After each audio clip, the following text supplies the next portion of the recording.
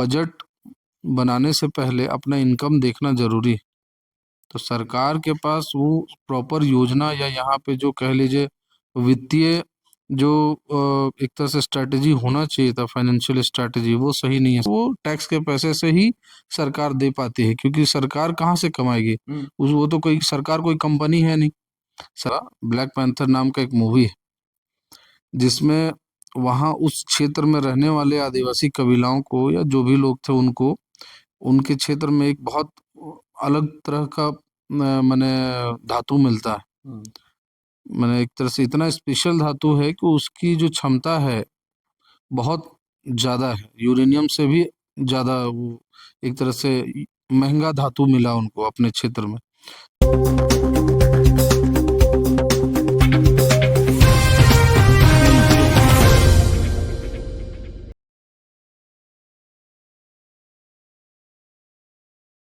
नमस्कार, जोहार। आप देख रहे हैं झारखंड स्वतंत्र खबर।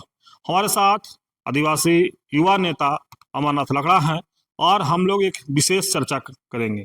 अगर हम बात करेंगे झारखंड का जल जंगल जमीन का, तो अगर हम थोड़ा पहले से बात करें तो बिरसा मुंडा भी जिस तरह से जल जंगल जमीन की लड़ाई लड़े थे, अंग्रेज लोग उनको दमन किया, जेल में बंद किया और जेल में भी उनको मृत्यु हो गया। जब भी जो लोग जल जंगल जमीन की आवाज़ उठाते हैं, कहीं न कहीं जो दमनकारी लोग हैं उनको दमन कर देते हैं। उसी तरह से अभी हाल ही में देखिए खुट्टी का जो मामला सामने में है, सोमा मुंडा का जो पहाड़ राजा थे और जल जंगल जमीन के लिए लगातार आवाज़ उठाते थे। अभी जो हाल फिलहाल में जो घटना घटा कि उनको गोली मार हत्या कर दिया गया, तो हम आदिवासी युवा नेता अमरनाथ लकड़ा से यही जानना चाहते हैं कि जो भी जल जंगल जमीन की आवाज़ उठाते हैं उनको दमन कर जाता है, गोली मार हत्या कर देता है, तमाम इस तरह से होता है। तो क्या ये कब तक ऐसा चलते रहेगा या कब रुकेगा, या इसका क्या निदान निकलेगा? जोहार। जोहार दादा। जिस तरह से आदिवासियों में जो अगुआ होते हैं और जल जंगल जमीन के जो आवाज उठाते हैं, अगर शुरू से ही देखा जाए बिरसा मुंडा से बात के देखा जाए तो कहीं ना कहीं जो दमनकारी लोग हैं दमन कर देते हैं और आज भी वही हो रहा है। तो क्या लगता है, आप युवा हैं, इस पर क्या कहेंगे? सबसे पहले तो आपके माध्यम से सोमा मुंडा जी जो उनको विनम्र श्रद्धांजलि देना चाहेंगे और उनके परिवार को मेरी तरफ से सहानुभूति है। और जो आप बता रहे हैं ये सही बात है। बहुत लंबे समय से आदिवासी समाज अपने जल जंगल जमीन को बचाने के लिए लड़ाई लड़ ही रहा है। लगभग 200-300 साल हो गया। तिलका मांझी जी, सिद्धू कान्हू जी, चांद भैरव जी, फूलो झानो जी, मतलब एक लंबी फहरिस्त है। उसके बाद हमारे बिरसा मुंडा जी, तो सबने अपनी आहुतियां दी जिस जल जंगल जमीन को बचाने के लिए। और समय काल में धीरे धीरे धीरे धीरे धीरे करते करते वो जल जंगल जमीन आदिवासियों के हाथ से निकलता ही जा रहा है, निकलता ही जा रहा है। आज से 200 साल पहले जितना बड़ा भूभाग आदिवासियों के क्षेत्र में आता था, आज के समय में उसका आधा का भी आधा बचा हुआ है मात्र। तो अभी भी जैसा आपने बताया कि हमला हो रहा है। कई आदिवासी अगुआ जो समाज के लिए लड़ाई कर रहे हैं, पिछले 1 दशक में झारखंड में मारे जा चुके हैं। सबसे ताज़ा अभी जो सोमा मुंडा जी की हत्या हुई, तो इसका मुझको लगता है, देखिए यहाँ पे सबसे पहले ये समझना जरूरी कि ये सब हो क्यों रहा है। तो यहाँ पे आप देखेंगे ना, 4 मुख्य पार्टियां हैं, मतलब 4 मुख्य एक तरह से कह लीजिए केंद्र बिंदु है जिसके इर्द गिर्द ये मामला घूमता है। पहला है सरकार, दूसरा सरकार को चलाने के लिए फंड देने वाले या टैक्स ज्यादा दे, चूंकि सबसे ज्यादा टैक्स कॉरपोरेट पे करते हैं जिससे देश चल पाता है, सरकार चल पाती है। तो दूसरा हो गया कॉरपोरेट, तीसरा हो गया आदिवासी समुदाय जो जल जंगल जमीन के साथ रहना चाहता है, और चौथा हो गया जल जंगल जमीन को बचाने के लिए जो अगुआ आदिवासी समुदाय के बीच से या किसी भी समुदाय के बीच से एक अगुआ लीडर उभर के सामने आए। ठीक है, तो ये चारों जो केंद्र हैं, इन चारों के साथ संघर्ष, जैसे सरकार और जो अगुआ है, सामाजिक अगुआ, उनके बीच में संघर्ष चलता है। क्यों? क्योंकि सरकार कॉरपोरेट के लिए काम करती है, क्योंकि कॉरपोरेट उनको मोटा टैक्स देती है जिससे सरकार चल पाती है। आज कई तरह की योजनाएं चल रही है देश में, अभी मैया योजना झारखंड में भी चल रहा है, तो वो टैक्स के पैसे से ही सरकार दे पाती है, क्योंकि सरकार कहाँ से कमाएगी? उस वो तो कोई सरकार कोई कंपनी है नहीं, सरकार एक संस्था है जिसमें जो संवैधानिक तरीके से जहाँ जहाँ से रेवेन्यू आ सकता है उसमें मेन उसका रेवेन्यू आता है टैक्स से। तो टैक्स देने वाला है कॉरपोरेट। तो कॉरपोरेट को भी खुश करके रखना सरकार की एक जिम्मेदारी है, लेकिन उसको एक लिमिट में बांध के रखना, कायदे कानून के साथ उसको लेकर चलना भी सरकार की जिम्मेदारी है। तो यहाँ पे प्रॉब्लम कहाँ आता है, जब कॉरपोरेट कभी कभी लालची हो जाता है, वो अपने फायदे के लिए। जैसे कॉरपोरेट का एक मतलब होना चाहिए कि देश के विकास के लिए आप जो सीमित संसाधन है हमारे पास, प्राकृतिक संसाधन, उसका उपयोग आप देश के आर्थिक उन्नति के लिए करें। लेकिन यहाँ पर क्या होने लगा है कि कॉरपोरेट जो है वो उस संसाधन को, प्राकृतिक संसाधन को अपने फायदे के लिए निकालना चाहता है, अपने फायदे के लिए खुद को एशिया का, देश का, चाहे दुनिया का सबसे अमीर आदमी बनाना चाहता है। तो इस तरह की उसकी अपनी लालच की वजह से वो क्या करता है, सरकार के साथ गलत तरीके से काम करना शुरू करता है। सरकार के अंदर बैठे हुए अधिकारियों को पैसे खिला के अपना टेंडर निकलवाता है, पैसे खिला के पॉलिसी चेंज करवाता है। और excuse me, जो नीतियां बनाई गई हैं आदिवासियों के जल जंगल जमीन के संरक्षण के लिए, उनको तोड़ मरोड़ के उसमें बदलाव करके अपने फायदे फायदे के लिए नई नीतियां बनवाता है। तो इस वजह से विद्रोह शुरू होता है। आज हम लोग अगर देखेंगे जमीन अधिग्रहण का जो कानून है, वो पूरा कानून अगर देखेंगे तो उसमें तीन चार चीजें हैं जो बहुत इंपॉर्टेंट है, लेकिन उसमें सिर्फ जमीन अधिग्रहण पे ही फोकस किया जाता है। लेकिन जमीन अधिग्रहण के अलावे उसमें आपका पुनर्वास का भी फुल प्लान उसमें लिखा हुआ रहता है, नियम में लिखा हुआ है कि कैसे आप पुनर्वास योजना चलाएंगे, कैसे उन लोगों को फिर से कहीं पे पुनर्स्थापित करेंगे, कैसे उन लोगों को मुआवजा देंगे। वो सारी चीज़ों की व्याख्या है। और उस अगर आप किसी बायोडाइवर्सिटी को डैमेज कर रहे हैं, किसी जंगल को डैमेज कर रहे हैं, तो उसको भरपाई के लिए, प्रकृति के भरपाई के लिए आप क्या क्या करेंगे, करना पड़ेगा आपको। ये सारी चीज़ें हैं उसमें। लेकिन यहाँ पे सिर्फ जमीन अधिग्रहण वाला जो हिस्सा है उसी पे लोग फोकस करते हैं। सरकार को पैसे खिला दिए, नेताओं को पैसे खिला दिए, और जनता को उनका हक दिया नहीं। तो कॉरपोरेट का यहाँ जो बदमाशी है ये हमेशा से चलता आ रहा है। तो ये जो पहले दो केंद्र बिंदु इस लड़ाई के, सरकार और कॉरपोरेट, इन दोनों का जब साठ गांठ हो जाता है तब आदिवासियों का जल जंगल जमीन पे सीधा हमला होता है। सीधा हमला कहे तो उनके जल जंगल जमीन का एक तरह से कहिए, जब उनको सरकार ये अधिग्रहण करती है जमीन को, तो उचित मुआवजा नहीं देती है पहले तो। दूसरा, उचित पुनर्वास योजना नहीं चलाती है। तीसरा, उनके विकास के लिए जो फंड खर्च होना चाहिए, जैसे माइनिंग क्षेत्र में देखेंगे डीएमएफटी फंड होता है। तो डीएमएफटी फंड का मकसद ही वही है कि जहाँ पे विस्थापित हुए हैं लोग, जिनकी जमीनें गई है, उनके रहने के जो क्षेत्र है जहाँ पे वो रह रहे हैं, वहाँ पे डेवलपमेंट का जो भी काम हो वो उस फंड से किया जाए। तो ये सारे फंड, पैसे आज सरकार, कॉरपोरेट और आधिकारिक लॉबी जो है उसके बीच में फंस के रह जा रहा है। जनता तक उसका लाभ नहीं जा रहा, जिसकी वजह से प्रॉब्लम क्रिएट हो रहा है। आदिवासी समाज इसलिए जंगल अपना जमीन देना नहीं चाहता है, क्योंकि सदियों से जमीन देते आ रहे हैं। बहुत बड़े बड़े प्रोजेक्ट, कंपनी, डैम, तो ये तो वो सब कुछ लग गया आदिवासी के जमीन पे। लेकिन आज भी हालत आदिवासियों की वही है। छोटा सा आरक्षण मिला है, उस पे भी आए दिन तरह तरह की टिप्पणियां और भद्दे भद्दी बहुत सारे लोग जो अपने आप को सो कॉल्ड अपर कास्ट हैं, वो गंदी गंदी गालियां भी निकालते हैं कि ये तो आरक्षित लोग हैं, ये भिखमंगे लोग हैं, वगैरह वगैरह। तो यार भी आरक्षण कोई भीख नहीं है, वो बहुत बड़ी माने बलिदान या योगदान की के बदौलत में छोटा सा एक तोहफा समाज को मिला है। तो उसको, तो इस तरह से कहें तो एक तरह से लास्ट में क्या होता है कि जब आदिवासी समाज के पास कोई उपाय नहीं बचता है कि हम अपने आप को प्रोटेक्ट कैसे करें, क्योंकि हम जमीन तो तब देंगे ना जब उचित हमें उसका उसका लाभ मिले, हमको भी मेन स्ट्रीम में आने का मौका मिले। लेकिन यहाँ पे वो नहीं हो रहा है, तो इसलिए रेजिस्टेंस पैदा होता है। और जब जब रेजिस्टेंस पैदा होता है तो उसके बीच में से, जो मैंने बोला चौथा बिंदु, कि एक लीडर पैदा होता है, चाहे वो बिरसा मुंडा जी हो, चाहे सिद्धू कान्हू जी हो, चाहे सोमा मुंडा जी हो, जो भी है। तो इस तरह के लीडर्स पैदा होते हैं और अपने समाज को, अपने जल जंगल जमीन को बचाने के लिए लड़ाई लड़ते हैं। तो जो कॉरपोरेट और सरकार का साठगांठ है, जो आधिकारिक लॉबी का साठगांठ है, वो ये नहीं चाहता कि किसी एक व्यक्ति विशेष या कुछ एक संगठन की वजह से हमारा करोड़ों अरबों का प्रोजेक्ट रुक जाए। तो वो लोग तरह तरह के षड्यंत्र रचते हैं। जैसे आप देखेंगे पूरा बस्तर खाली करवाने के लिए नक्सलवाद का खेल खेला गया। लेह लद्दाख में वहां पे अपने कॉरपोरेट साथियों को जमीन देना था, सोनम वांगचुक जी को देशद्रोही घोषित कर दिया गया। अभी वो 3 से 4 महीना हो गया, उनको जेल में नजरबंद करके रखा गया है। मतलब इससे बड़ी घटिया बात हमारे देश के लिए हो नहीं सकती है।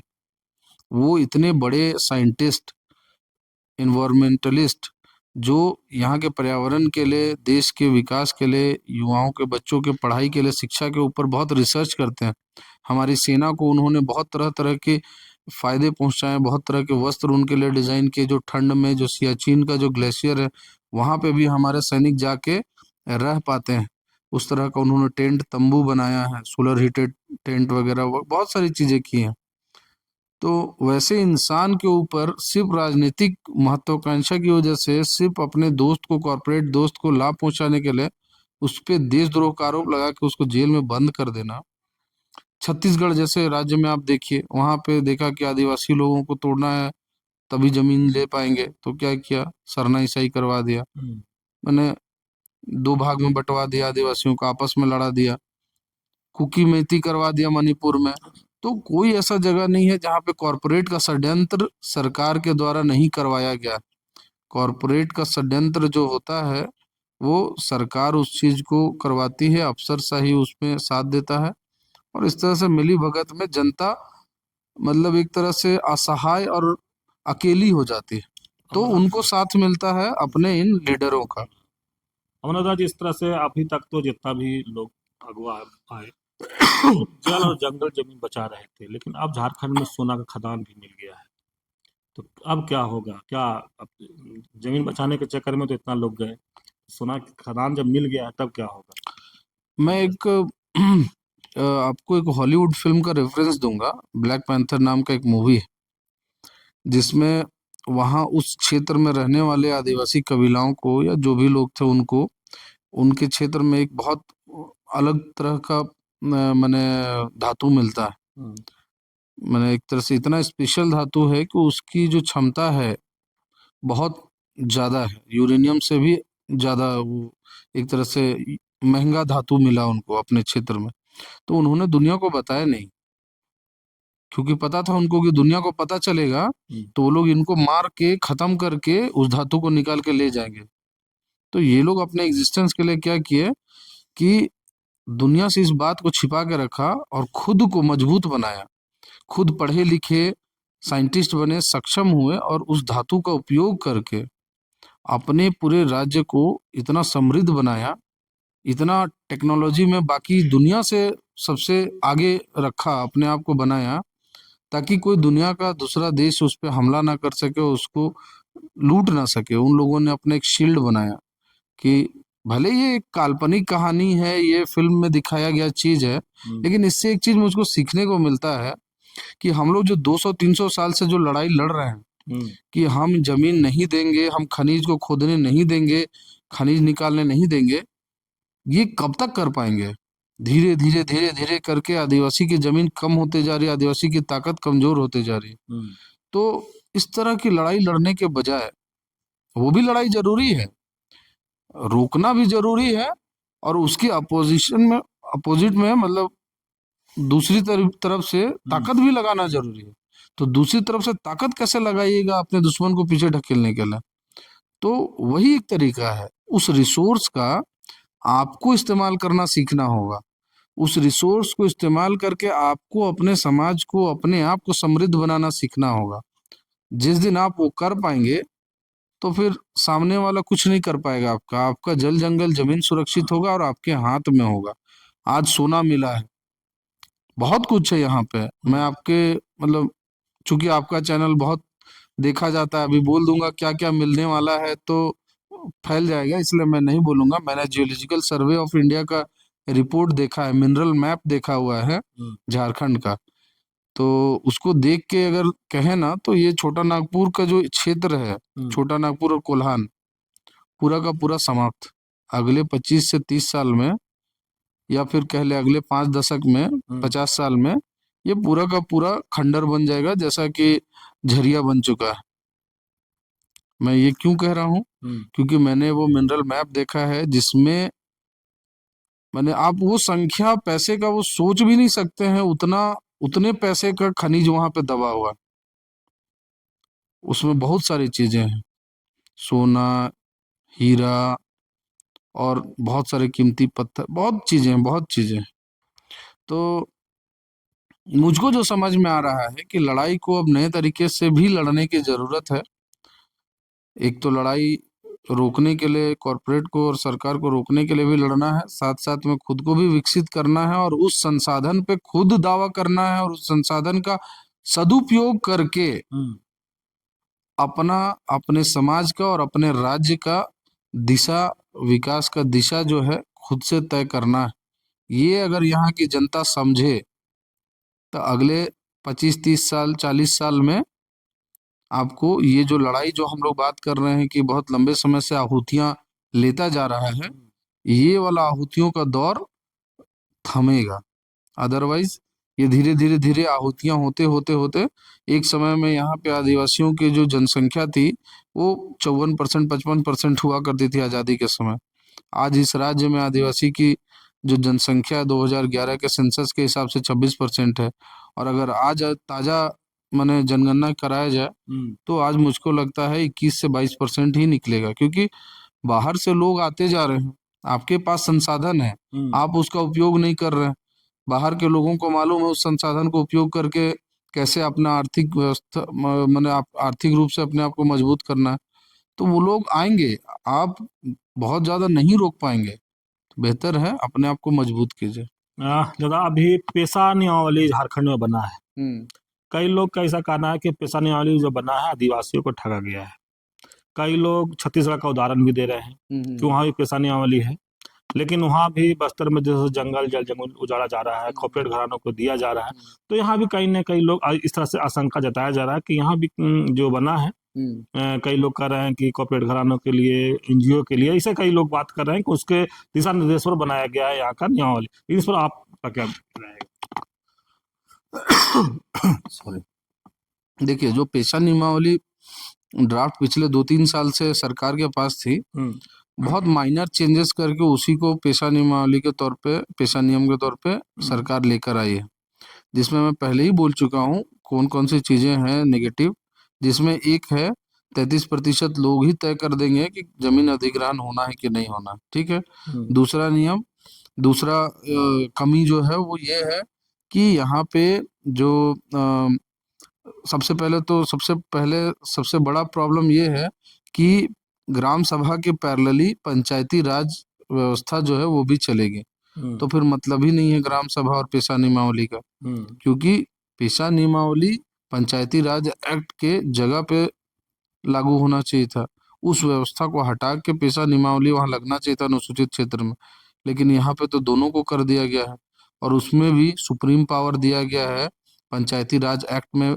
जो उस संस्था में बैठे हुए लोग हैं, चाहे वो मुखिया है या फिर ग्राम सचिव है, जो भी है, पंचायत सचिव हैं, उनको अभी जो ग्राम सभा का जो गठन होगा उसमें सेक्रेटरी मतलब अध्यक्ष और उपाध्यक्ष का जो पद है, अध्यक्ष में तो है हमारे पारंपरिक ग्राम सभा के जो होते थे पौराणिक काल से, मुंडा मानकी हो गए, पढ़ा राजा हो गए, वो सब बैठेंगे। लेकिन जो उप सचिव है, जो उपाध्यक्ष है या सचिव है, उस रैंक में कौन बैठेगा? तो वहां पे पंचायत सचिव को बैठा दिया गया है। क्यों भाई? तो फिर यहाँ पे ग्राम सभा हुआ कैसे? ग्राम सभा में आप एक जो टॉप लीडर है वो गांव की तरफ से बैठा दिया और उसके बाद व्यवस्था कर दिए कि नहीं, कमांड हमारा रहेगा, कमांड उसमें पंचायत का रहेगा। तो ग्राम सभा का मतलब ही क्या हुआ? ग्राम सभा का जो मूल आत्मा है वो यही कहता है, अबुआ दिसुम अबुआ राज, हमारा देश हमारा राज, मतलब हमारा गांव हमारी व्यवस्था। तो जब आप व्यवस्था वहां के गांव वालों के हाथ में दे ही नहीं रहे हैं, तो फिर काहे का ग्राम सभा और काहे का पेशा कानून? तो जो मैं बोल रहा हूँ, पेशा कानून जो लागू किया गया है वो निरर्थक है, कोई मतलब नहीं है उसका। जो अभी चलता आ रहा है वही सिस्टम चलता रहेगा आगे भी, कोई फर्क नहीं पड़ने वाला। तो अब युवा सरकार पर जो लोग भरोसा किए थे, आप भी युवा हैं, तो क्या लगता है कि भरोसा पर खरे नहीं उतर पा रहे हैं अब वो लोग? देखिए, सरकार चलाना भी बहुत बहुत बड़ी जिम्मेदारी होती है, और इसमें समझ-बूझ का खेल बहुत इम्पोर्टेंट होता है। क्योंकि आज हम लोग अखबार के माध्यम से हमेशा देखते हैं, हेमंत सोरेन जी कहते हैं कि केंद्र हमारा फंड रोके हुए है, केंद्र हमको फंड नहीं दे रहा है, केंद्र हमें फंड नहीं देगा, हमारा बकाया वो नहीं देगा तो हम कोयला रोक देंगे, ये करेंगे, वो करेंगे। और उसकी वजह से सरकार के पास उतना पैसा नहीं है कि सरकार यहाँ पे सही से संचालन कर सके अपनी संस्था को। सरकार का जो संस्था है, सरकारी जो बॉडी है, उसको चलाने के लिए बहुत पैसा लगता है। क्यों? क्योंकि इसमें आपको वेलफेयर स्कीम्स चलाने हैं जनता के लिए, ठीक है? प्रशासनिक व्यवस्था को सँभालना है, उसके लिए आपको इतने लाखों लोगों को एम्प्लॉय करके रखा हुआ, अपने पुलिस प्रशासन में अपने लाखों करोड़ों लोग को एम्प्लॉयमेंट रखा हुआ है, जॉब पे रखा हुआ है, नगर निगम में रखा हुआ है, तरह-तरह के सरकारी जो भी संस्था है, जो भी ऑफिसेस हैं, जो भी विभाग है, वहाँ पे आपने आदमी डिपोट करके रखा हुआ है, उनको सैलरी देना है। चलेगा कैसे? सरकार के पास जब फंड नहीं रहेगा तो। और आप ऊपर से, आपको ये समझ ही नहीं है कि आपका फंड कितना है, आपके पास कितनी क्षमता है, और आप ऊपर से घोषणा करते फिर रहे हैं कि हम 3-3 हज़ार रुपया महीना सम्मान योजना बाँट देंगे, तो हम ये बाँट देंगे, हम वो फ्री में बाँट देंगे। तो सबसे पहले तो बजट बनाने से पहले अपना इनकम देखना ज़रूरी है। तो सरकार के पास वो प्रॉपर योजना, या यहाँ पे जो कह लीजिए वित्तीय जो एक तरह से स्ट्रैटेजी होना चाहिए था, फाइनेंशियल स्ट्रैटेजी, वो सही नहीं है सरकार की। तो इसकी वजह से फंड का बहुत ज़्यादा शॉर्टेज है सरकार को। अब फंड का शॉर्टेज होता है तो सबसे शॉर्टकट क्या होता है सरकार के पास, फंड कहाँ से आए? तो वो होते हैं कॉर्पोरेट वाले लोग। कॉर्पोरेट वाले, क्योंकि वो लाखों करोड़ रुपया कमा रहे हैं, तो उनके लिए 1000-2000 करोड़ रुपया बहुत बड़ी चीज़ नहीं होती है। अगर उनको कुछ लाभ अगर मिल रहा हो तो वो उतना चंदा में दे देते हैं, या फिर टैक्स में पे कर देते हैं। तो बहुत सारी सरकारें बहुत सारी सरकारें जो फाइनेंशियली सही तरीके से अपनी पॉलिसीज़ नहीं बनाती हैं, वो कॉर्पोरेट के शिकंजे में फँस जाती है, क्योंकि उनको आर्थिक सहायता चाहिए होता है, और झारखंड के साथ भी वही हो रहा है।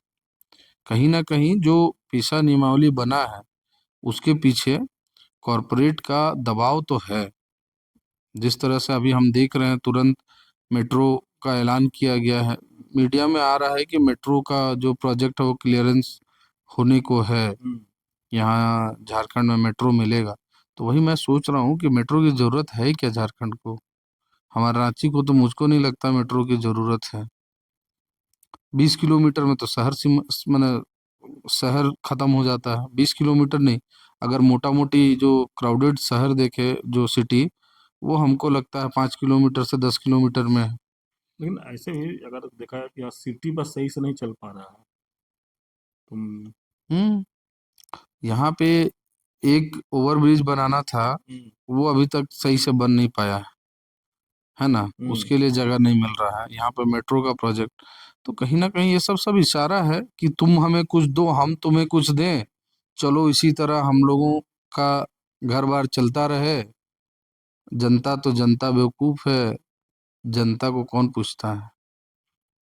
तो यही है, कहीं न कहीं सरकार का जो भी पॉलिसी बन रहा है, अंदर खाने से वो किसी और के इशारे पे ही चल रहा है। आप सुने अमरनाथ लखा की बात। जिस तरह से हम लोग बात किए कि झारखंड में जल जंगल जमीन बचाने के लिए लोग अपना आहुति देते आए हैं, आज भी लोग दे रहे हैं। उसी पर हम लोग चर्चा शुरू किए थे, लेकिन कई ऐसे महानायक के नाम भी गिनाए कि उन लोग भी जल जंगल जमीन बचाने के लिए ही अपना प्राण कमाए हैं।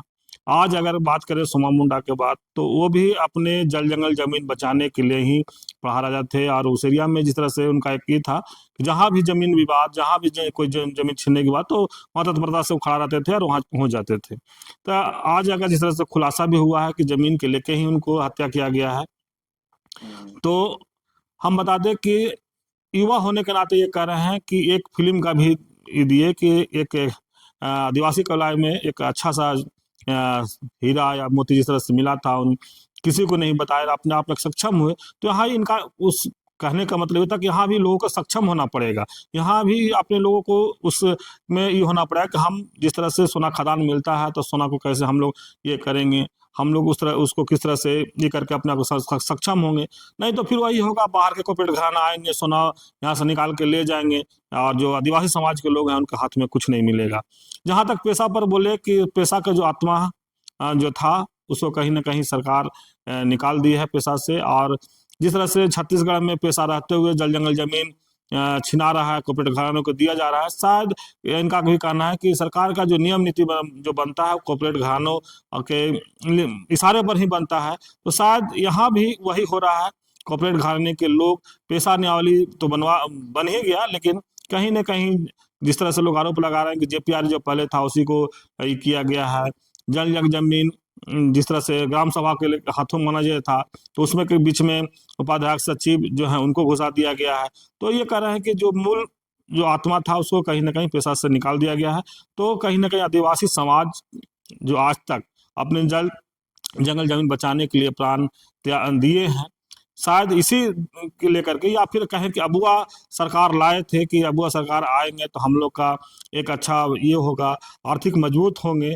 अब देखना होगा कि अबुआ सरकार का भी तो कुछ और बचे हुए हैं, तो कितना आदिवासी समाज को आर्थिक मजबूत करते हैं, या जिस तरह से अभी देखा जा रहा है कि सामाजिक अगुआ जो आगे उभर के आ रहे हैं उनको किसके इशारे पर कौन लोग रास्ते से हटा रहे हैं, वो भी देखना होगा। तो इस तरह खबर को देखने के लिए आप झारखंड स्वतंत्र खबर जुड़े रहिए। जोहार, नमस्कार।